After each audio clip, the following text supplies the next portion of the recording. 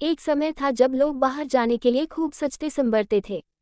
Florida निवासी Michael कहते हैं कि पहले वह पत्नी के साथ रेस्टोरेंट जाने के लिए भी सबसे अच्छी पोशाक पहनते थे।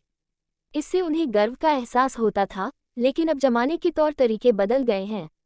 सजने संवरने की औपचारिकताएं खत्म सी हो गई हैं। वह कहते हैं कि क्या हम औपचारिकताएं भूलकर कुछ खो तो नहीं रहे। मैंने उनसे कहा, अब सिर्फ रेस्टोरेंट ही नहीं, लोग हर जगह ऐसे कपड़े पहनना पसंद करते हैं जो आरामदायक हों।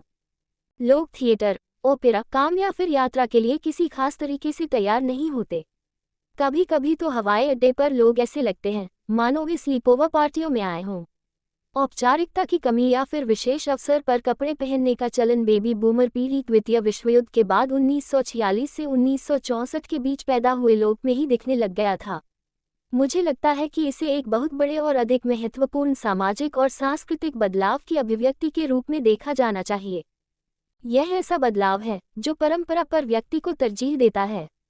नॉट्रे डेम यूनिवर्सिटी में इतिहास की एसोसिएट प्रोफेसर लिंडा प्रेजिबीजवेस्की ने the lost art of dress नामक विषय पर पूरी किताब लिखी है। वह बताती है कि 1960 के दशक में नई पीढ़ी ने परंपरागत पहनावे पर सवाल उठाने शुरू कर दिए थे।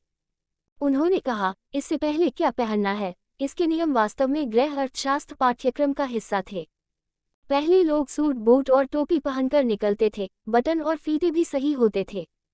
प्रेजिबीजवेस्की को 1950 में अमेरिकी कृषि विभाग द्वारा प्रकाशित एक पत्रिका हाउ टू बाय शूज मिली थी। उस वक्त सरकार सार्वजनिक पहनावे को भी निर्धारित करती थी। 60 के दशक में युद्ध के विरोध में प्रदर्शन हुए, जिनमें फैशनम का विरोध भी शामिल था। प्रेजिबीजवेस्की कहती हैं कि लॉकडाउन के बाद तो पहनावे की औपचारिकताएं बिल्कुल कम हो गईं। विडंबना तो यह है कि शादी समारोह, जिनमें विशेष रूप से सज धज कर जाने का रिवाज रहा है, वहां भी लोग औपचारिकता दिखाने से बच रहे हैं। हालांकि इतिहास खुद को दोहराता है। मुमकिन है कि वर्तमान पीढ़ी एक बार फिर से घर से बाहर निकलते वक्त औपचारिक कपड़े पहनने के महत्व को समझे। लेकिन जब भी ऐसा होगा तो यह उनके निर्णय से होगा, न कि पहले से चली आ रही परिपाटी की वजह से, जो एक अच्छी बात है।